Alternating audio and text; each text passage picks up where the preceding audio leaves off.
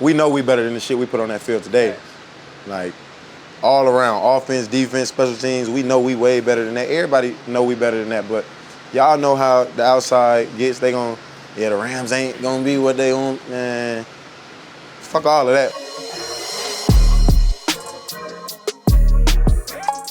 What's up, y'all? This is Straight Off the Press with Jalen Ramsey and Uninterrupted. As you can see, we right here at SoFi Stadium still, right after the game. I'm here with my special guest, my dad, Lamont Ramsey, my agent, super agent, David Mulugeta. I'm sitting here, obviously, after a tough loss. Luckily, it's only week one. Luckily, you know, nobody makes a Super Bowl, nobody makes the playoffs off of week one. But definitely not the performance that we hope for out there this year.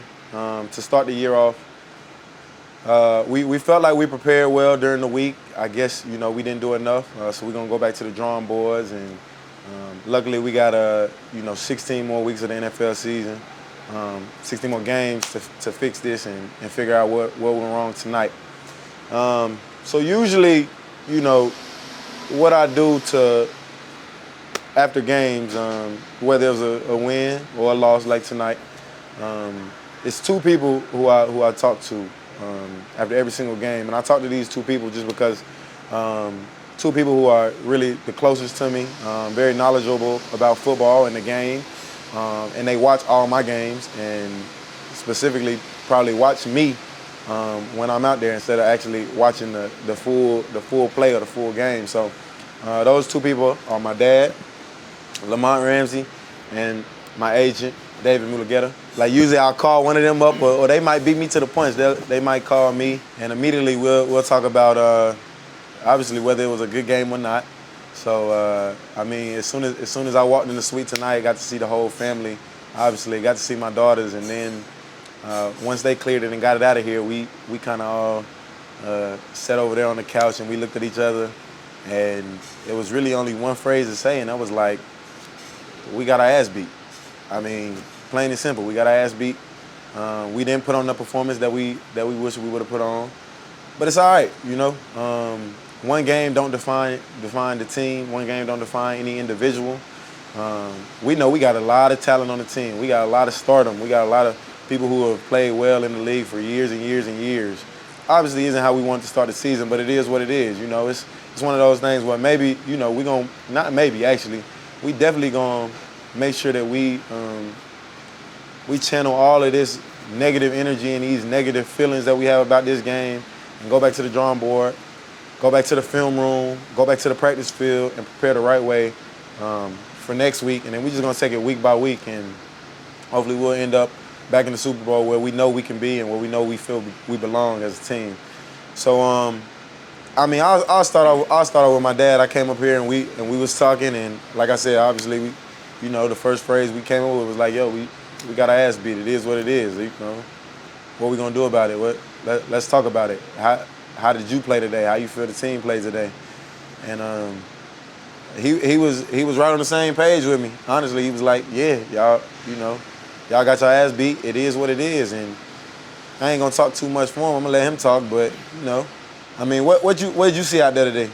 I felt like they wanted it a little bit more than you guys wanted it. This was a bigger game for them than it felt like it was for you guys. You're the champions, so you're gonna get everybody's best punch, and that's how they came out from the opening kickoff all the way through. Even the coin toss, most teams defer, and they said, no, give us the ball. We want to put our best on the field right now and set the tone right off. I said something, I think I might have said it to him. I said, they took the ball.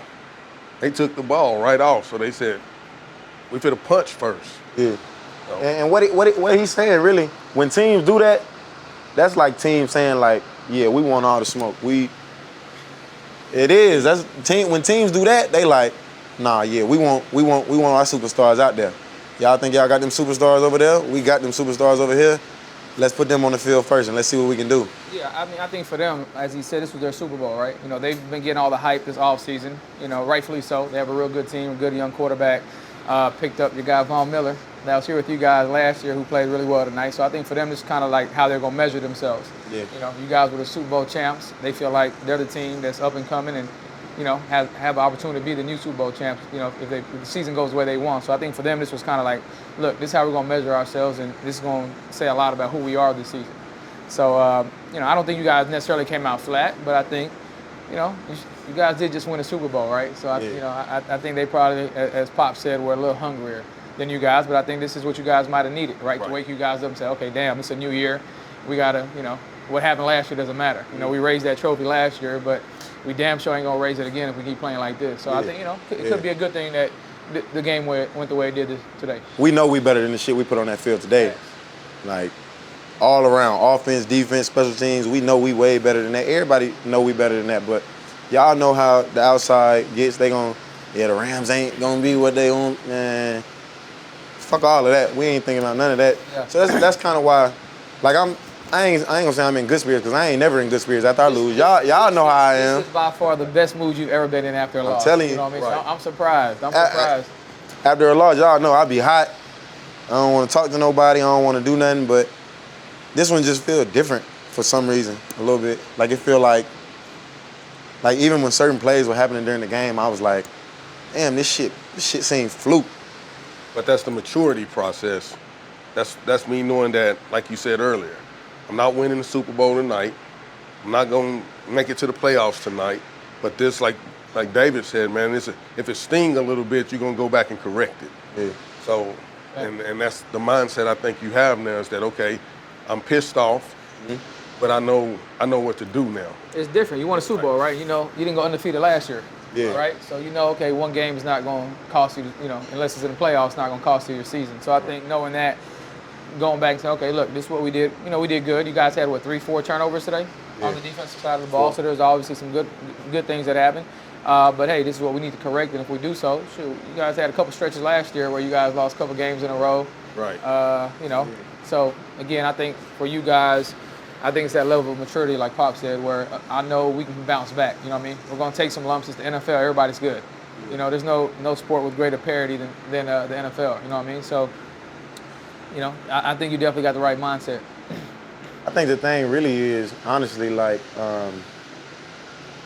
we get in the locker room and we looking around, we looking at each other, and everybody, I'm right there with the secondary, and Bobby over there with the linebackers, AD right there with the D-line.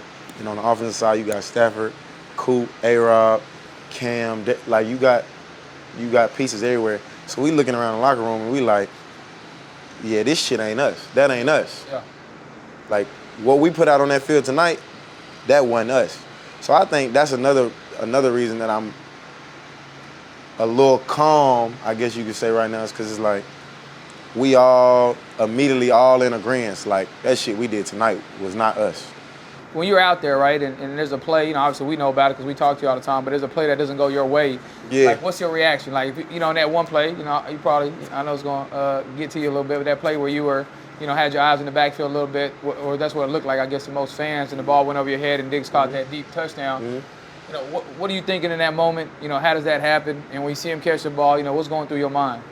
We played a lot of zone. We played a lot of zone tonight, so it was a lot of being visual, a lot of looking at receivers, looking at quarterback, trying to figure out the route concepts.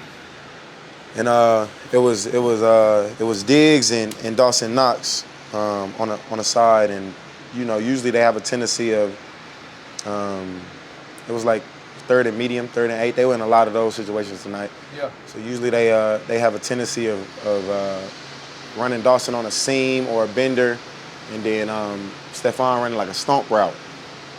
That tendency broke down.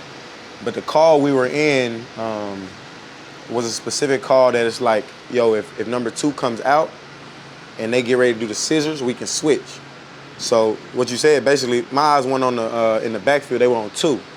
So my eyes on 2, and he outside release, outside of, it was either Bobby or Flo. He outside release. So as soon as he outside release, I'm looking at 2, because if 2 comes out, I got to attach to 2, and the safety got to go to 1, right?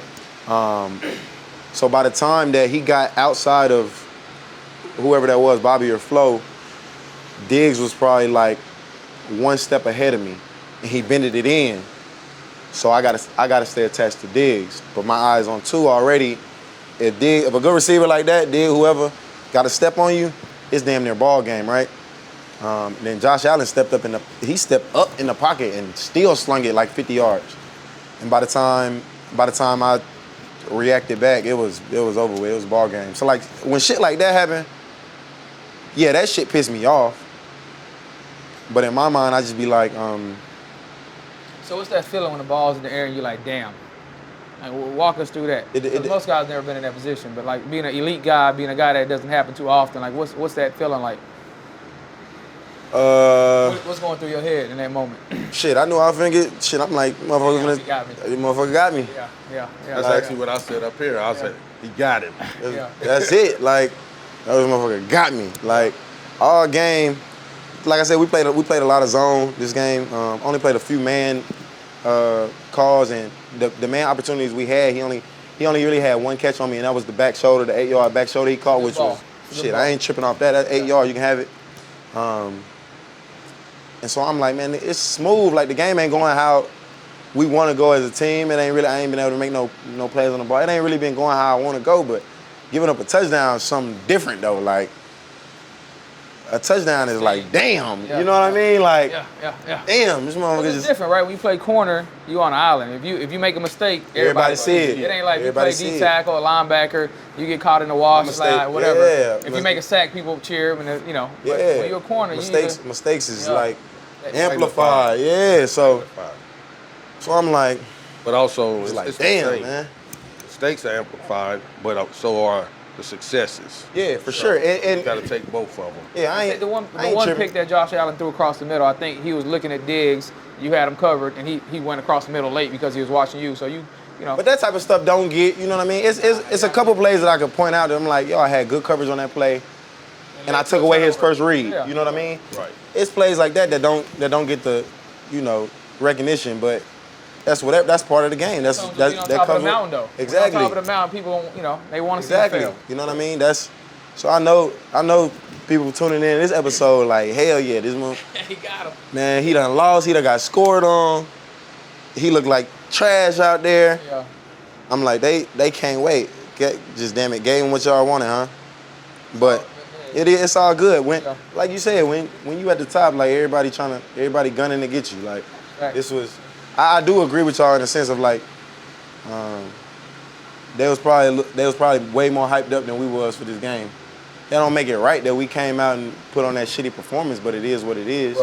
Well, even from Vaughn, came out of first. You know, they had a mindset is like, we're gonna be showcased tonight. Yeah. And you know. And the Bills fans travel, man. Oh yeah. They was in. I mean, I'm. Bills Mafia. They guys on travel offense for and it's real. loud. I'm looking around like, why is it so loud in here when y'all Bills have the Mafia ball? And then, I get mean, crunk. they travel, so they travel really well. Bills Mafia get crunk. They hated me for a while after that article with Josh Allen years ago. Bills Mafia, they the real deal. But think about Josh Allen now. I mean, you've played him now a couple times since then. I mean, what are your thoughts on him? man, his growth has been crazy. So usually, like I think about quarterbacks like Josh Allen who went to small schools like Wyoming and other quarterbacks you may be able to point to. Carson Wentz, who came from a small school. North Dakota State, if I remember correctly. Yeah, North Dakota State. Even Big Ben, who went to Miami of Ohio. Like quarterbacks like that, they're in essence, I would say like a project. Yeah. You know what I mean? Just because of the talent they faced? In terms of like the talent they face. So I feel like they drafted off of potential. Like, yo, y'all saw him. Josh Allen like 6'6", 260. Monster. Like, Yeah, big old he's dude. 6'6", 260. Got a cannon. Even the touchdown he threw on me, like he was scrambling up in the pocket and just flicked it and then went 50 yards. Let me ask you a question. What were you thinking trying to dump him? Oh, I wanted. You gonna get him off his feet? I did though. Okay. At least 1 foot. At least 1 foot. I ain't. Well, we used to. Nah, he a big boy, but You used to picking people up and slamming them. It didn't quite go that way. Anybody else, they on that ground quick. Yeah, fact. He's 6'6", 260 though, so it was a boy. little struggle, but he Big boy. didn't run me over though. He did not. He went up off 1 foot. 1 foot came off the ground. Give him 1 foot. Yeah, 1 foot came off the ground. He didn't run me over. That's a big boy though. He's a big boy. Nah, he a big boy. He a monster, man. He's like I was saying, a project in essence. He got all the intangibles, got the size, can run the ball, got the big arm. He's like one of them projects who turned out to, Like, They hit oh, on he the it. real deal. They hit. They hit. They hit on that project. Yeah, they hit like, on sometimes you don't see that. Sometimes, a guy might have a good year, and then they fade off because it's like, that project kind of failed a little bit or whatever. Nah, they hit on that one. Yeah. It's No, like I agree. he really developed. I don't know who their coaches are, and obviously credit to him too, but whatever they was doing, they got him to the level where, like, he a top 5 quarterback in the league. And he's consistent now. Yeah. Week in, week out, you're getting that from him now. Yeah. So, Honestly, one thing that impressed me about him today was his patience. And I mean that by, like, so we were in zones a lot of the first half. So in essence, we ain't never just giving up nothing, but in essence, we giving them the little short stuff that they was catching, the 3-yard slants, the 4-yard slants. We weren't really tripping off of that, right? And most teams not that patient. Most teams, especially when you got a big arm quarterback who can run it, throw it 50, 60 yards, that's what they gonna want to do at some point. He gonna want to take his shots. He gonna want to throw it 50, 60 yards. He gonna want to showcase all of this talent, right?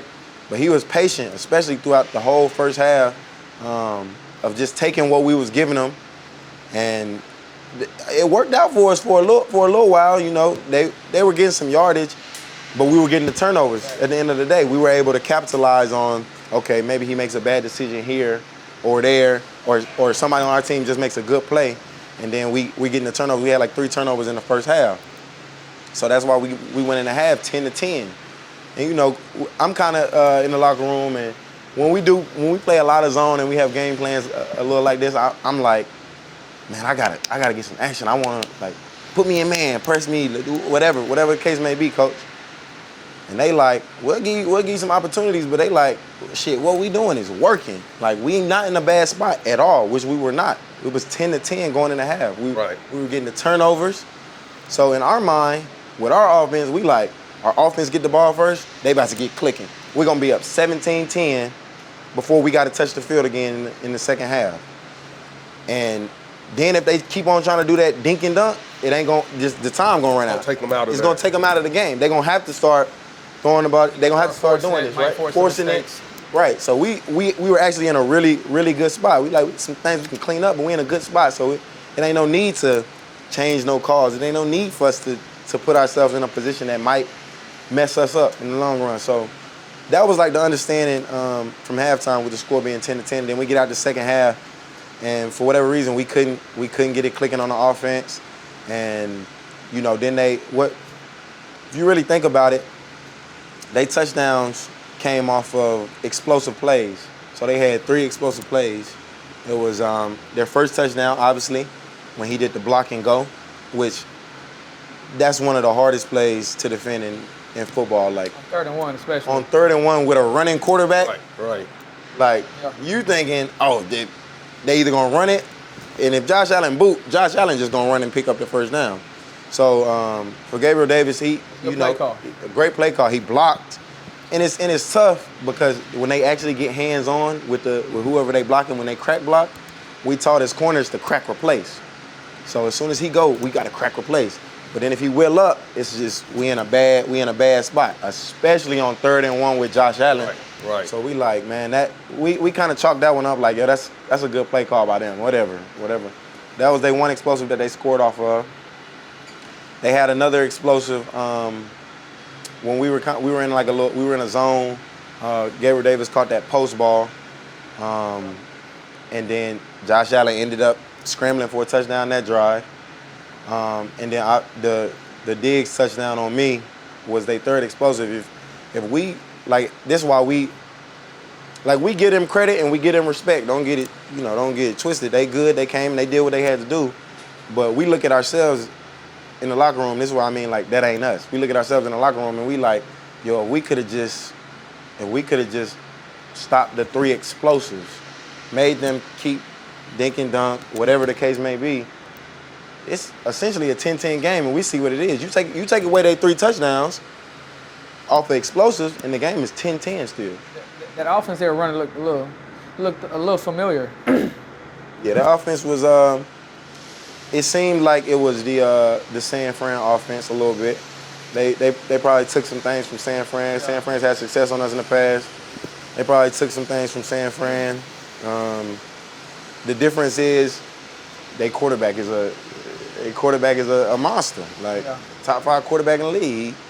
He can scramble. He can Make every throw. He can make every throw. Thanks. Got a cannon. They throw the ball down. Like it was just one of them games that's tough, man. But it's And with all of that being said, all of that he can do, and what they made the game coming out. You put all that together, that was just a perfect mixture for them Storm for to them. come out. Yeah. You guys were in the locker room. I think they watched you guys' celebration. I'm on the other team and I see the celebration. It amps me up to give it to y'all. Sure. Yeah. You know, so they watched the celebration from the Super Bowl last year. yeah. So that was just like throwing the gasoline on the fire right there. So Let's move beyond the bad stuff. So how do you feel about the celebration for the game? You know, how does it feel to be a Super Bowl champ now, coming into a season knowing I've at least accomplished that, you know, the one dream of being a Super Bowl champ? Hey, look, this is what he always do. Every time after the game, we be on the phone and I be talking about, man, this went wrong, man. I'm mad about this. Then he always pivoted to something else. Be like, all right, but what's up with that? What's up with something else? I be like, man, I'm gonna talk to you later. Facts. But how does it feel? I mean, you're a champ, right? I mean, yeah. You know, But at the a lot same of people time, chase their ring their whole career and never get it. yeah, it's a lot of greats who don't have it. Facts. That's great, but like I got that ambition for other things, for bigger things. Like But at some At point, the you same gotta time, stop and smell the flowers. 100%. You know, you gotta 100%. enjoy that. Y'all always tell me to do that, but it's like y'all know I'm tough on myself. I'm tough on Right. the people around me, and that's because all right, put it this way. Like you said, it's a lot of people who have not won Super Bowls, but it's a lot of teams who have won Super Bowls, right? 50 plus teams who won Super Bowls. It's only a select few, probably less than 10, who won back to back. Like when you win a Super Bowl, yeah, you forever, you're a Super Bowl champion. You win back to back, oh, now it's like, oh, they legendary. You in a whole different company. Yeah. You win back to back, that's legendary. Winning back to back in any sport, that's tough. Like you look at anywhere, basketball. Like you think about the teams who was three-peating, like Jordan. That's crazy to three-peat. The Lakers, And then Kobe. They going back to back. Yeah. You know, like that's like Bron being in the finals every single, like 8 years, like that type of that's the level of greatness that, in my mind, I'm like, I gotta get to that. Until I get there, till I feel like I'm getting there, I ain't doing enough. So it's like it's about the consistency for me. It's like, yeah, I feel what you're saying. I need to stop. I need to realize, like, man, I achieved something great, right? But at the same time, I'm like, I ain't done yet though. Like I feel like when I'm done playing, I'll do that. Like you know how we be talking about what's I saying? Me and him, I was saying we'll call each other at who knows what time in the morning. Be like, man, you ain't sleep. What you be saying to me? Sleep for rich people, man. Sleep for rich people. I ain't there yet. Yeah. It's just that I got that same mindset when it come to football. It's like I ain't there yet. Like That makes sense. That makes the great ones the great ones. yeah, when I'm gonna stop grinding is when I know that people they like when I get that jacket. You left no doubt. Leave no doubt. Yeah. When I'm doing everything I can for my team to go back to back everybody, that's when I'll stop and really be like, all right, yeah, let me really, soak in all the accolades that I achieved. And so then it's like, I gotta keep grinding. I gotta keep being consistent. I gotta keep stacking them up. I wanna do bigger and better things. I wanna have better years. I wanna have my best year every time. I wanna have my best game every time.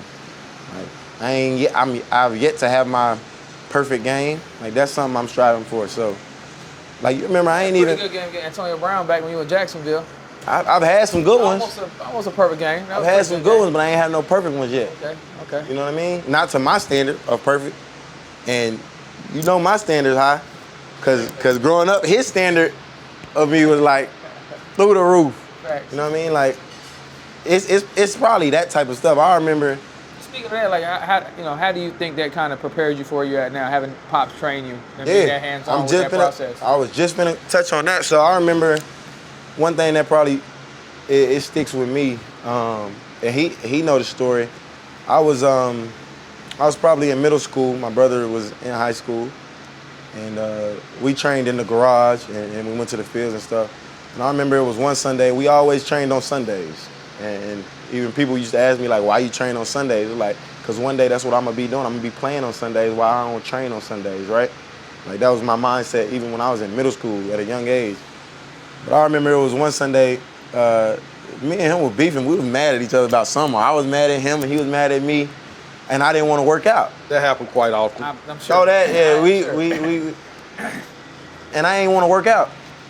Him and my brother was in the garage working out. Your brother's a baller too. Played football in college. Yep. Shout out my brother Jamal. He was a college athlete as well. They was in the garage working out, and I told him I didn't want to work out. So he was tired of going back and forth with me, arguing with me. All right, sit in here on the couch then. Don't work out. Don't sit in here on the couch. If that's what you want to do, if you want to be lazy, if you want to sit in on the couch, you sit in here on the couch. So I'm inside. I'm sitting on the couch, and I'm sitting with my mom. Like, it was great having him and my mom both, because it was like the yin and the yang. It was like, he tough on me. He like, man, I don't care. Shut up. Let's go get it. My mom like, all right. You got to work out. Yeah, like why he got to work out on Sunday? Like, let him chill, let him relax, let him get. So it was good having that balance, right? So one day I'm like, man, I'm with mama today. Like, I'm chilling, I'm in the house, we doing whatever. It probably like 10 minutes went past. Man, he stormed in the house. Get your ass up, let's go. Get your ass up, let's go work out. I ain't playing that. You ain't finna be sitting in this house. So I'm like, man, I didn't want to do it, but I got my ass up, went out there in that garage, and we got it in. And like that's just one story. I got plenty of stories, trust me, but that's just one story of the times where he never took it easy on me. Yeah. So I'm like, it got to the point where it was like, man, this dude sacrificing so much for me. This dude putting all of his energy and effort into me because he believed that I could be something. He ain't gonna let me be average.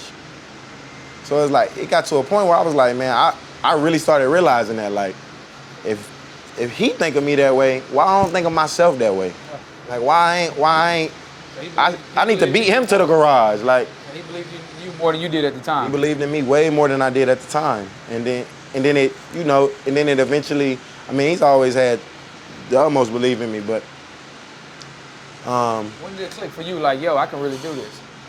As a kid, you always think, shit, I told myself I was going to the NFL. You know what I mean? I was about 5'2", 110. But I told myself I was going, right? Until, I got to high school and, it didn't work out that way. So for you, when did you feel like, yo, I really got this? That's why I started reading more books. You know what I mean? When I realized it wasn't for me. But anyway, Right. when did you realize, like, yeah, man, this I can do this? I'll probably say my right before my junior year of high school. Like, I started knowing, like, man, I'm for sure gonna go. Like, I started putting in my mind, I can do anything that I really have my mind to do, for real, for real. Yeah. Because when I started getting the college offers, I was like, oh, I put my mind to that, put the work in, and it started happening. I'm like, anything I want to do now, I know I can do it if I really put my mind to it.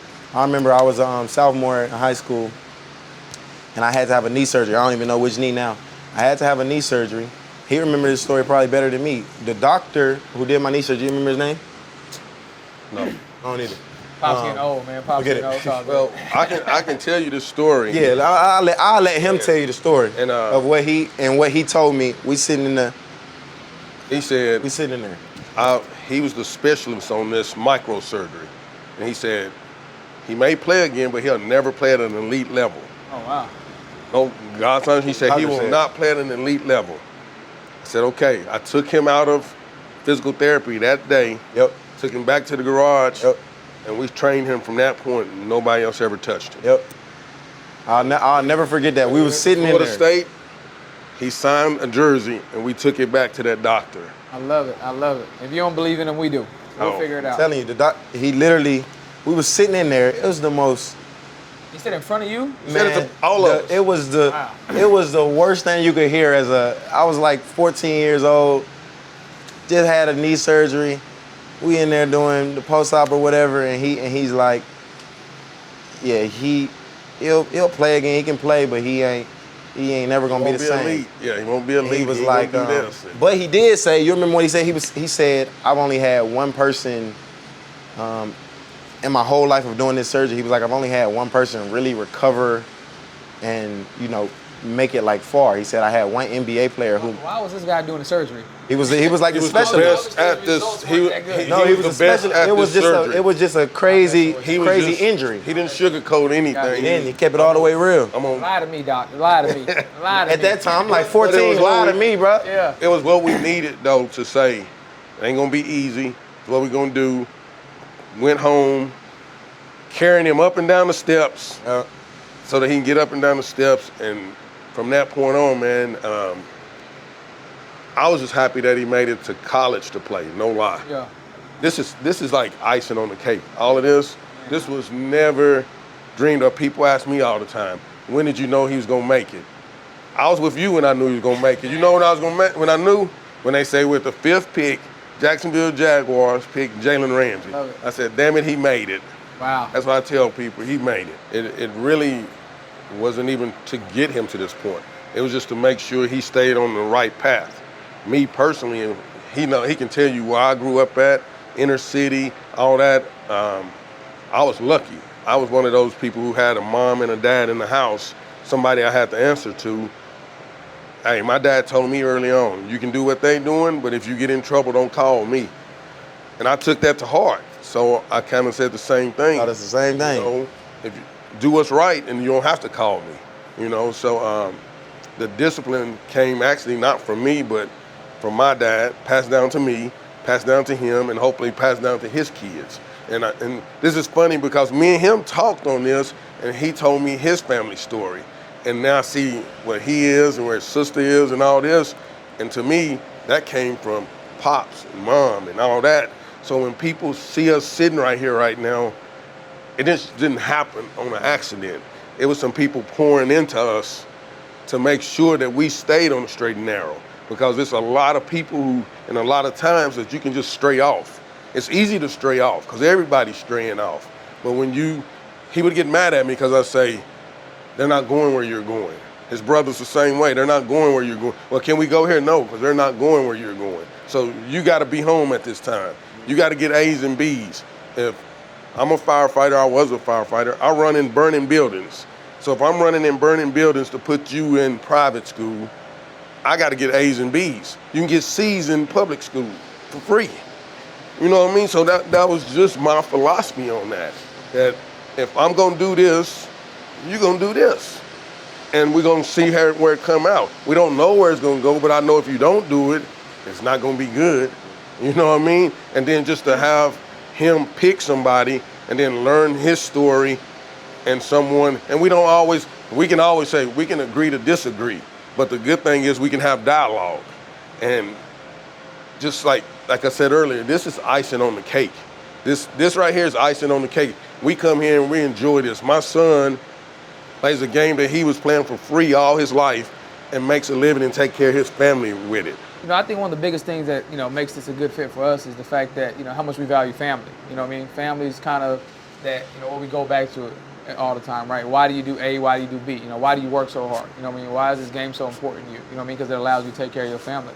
And I think that was one of the biggest things that kind of resonated, you know, I think when we met, you know, not only how you feel about your family, but how I am with my family. Yep. And that's the way I treat all the guys that I work with and have given me the opportunity. Because if you really think about it as an agent, somebody has to give you that opportunity. You know what I mean? You had every top agency in the business recruiting you, every top agent in the business recruiting you, calling you. And at the time, I was, you know, still a younger agent, you know, and for you to give me that opportunity and you and Pops to see whatever you guys saw in me to give me that opportunity, you know, that meant the world to me. And I felt like, okay, now I can't let these people down.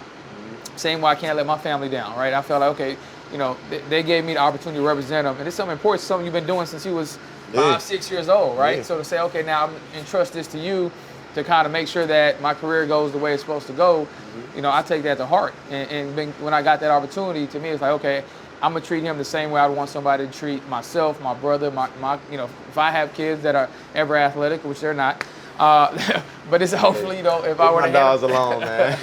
But you know, this is how I want them to be treated. So I think that's why, as you know, my relationship with all my guys, you know what I mean? Yeah. It's more of a family, a family atmosphere and a family vibe, because I know that they could have chosen anybody to represent them. So giving me that opportunity and giving me the ability to be in this position, means a lot to me, because there's a lot of, until recently, African American agents weren't really given the opportunity to work with, elite, athletes and top guys, right?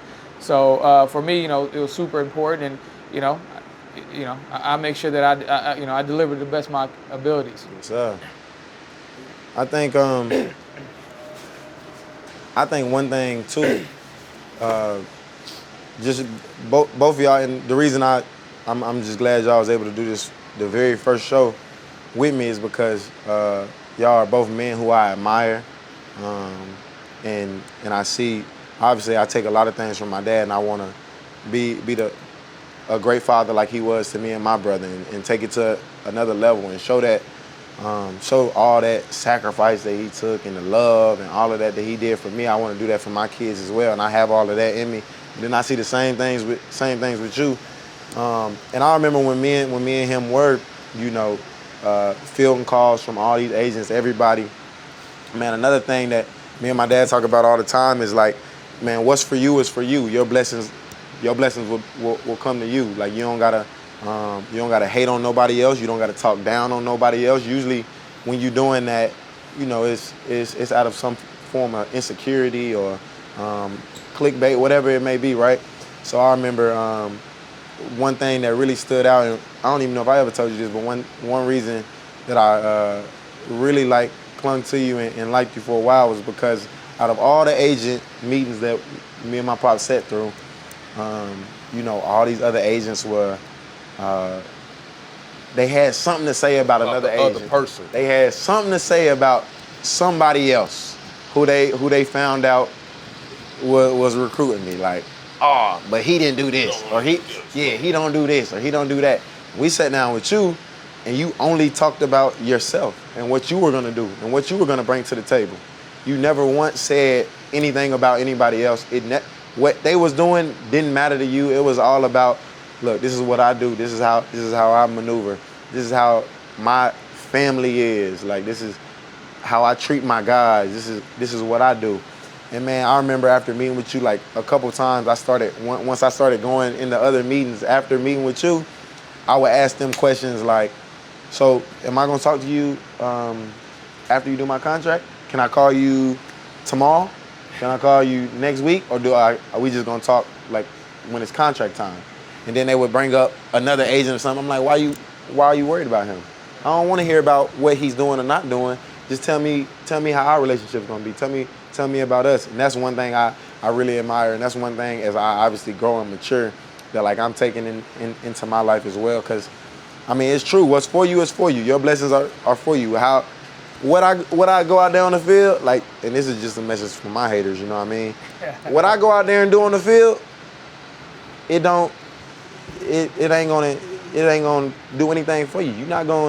Me going out there playing well or bad doesn't determine if you get into the Hall of Fame or not. Me going out there doing whatever, that's me. What's for me is for me. I ain't worried about y'all. Y'all don't worry about me. LeBron famously said on Monday, everybody got to go back to work. Yeah, you feel me? Everybody got to go back to work on Monday. Telling you. So, for sure. So, man, I really appreciate y'all. I'm glad y'all was able to do this first show with me, even though it's coming off a L, coming off a tough game. I don't take losses easy, as y'all know. I'm glad we got to give the fans a little inside scoop of the conversations we normally have after every game that I play. A little bit of what y'all saw, a little bit of what really went on in my mind. I'm glad we got to get into a little background as well, just to let them know about it and see kind of where the gratitude comes from. Because I'm sure people gonna look at this and be like, man, how is he up here talking and smiling a little bit and doing all of this after they just got their asses beat? Man, it's because I'm grateful for it all. I'm blessed. Like I'm truly blessed, man. And this one performance that happened today, it ain't the end of the world. It ain't me. I got, I get to go home to my beautiful daughters, my beautiful family. I'm doing something that people told me I'd never be doing. People didn't believe in us. Just like you doing something, you breaking barriers that people say that would never be broken. Man, that's why I'm able to sit up here and I'm able to talk so calmly right now. Yeah, I'm pissed off. Yeah, I'm mad. I probably hate losing more than I like winning. Like, I hate losing. So, yeah, that ain't easy. And trust me, I'm gonna go fix what needs to be fixed. Next week we gonna come out here and I promise you we gonna put on a better show for y'all next week. In terms of, I'm talking about the Rams on the field, but man, regardless of this game that we play, as professional athletes, as NFL players, regardless of the game that we play, man, it's life, and I'm super grateful for everything that's going on in my life, and I'm super grateful to have my dad and my agent and my family around me at all times, man. So that's why I'm able to sit here and do this, and I hope y'all get a sense of that. I'm like, yeah, man, he did just take a tough loss, and he ain't taking it lightly. Don't get it twisted. I ain't taking it lightly at all.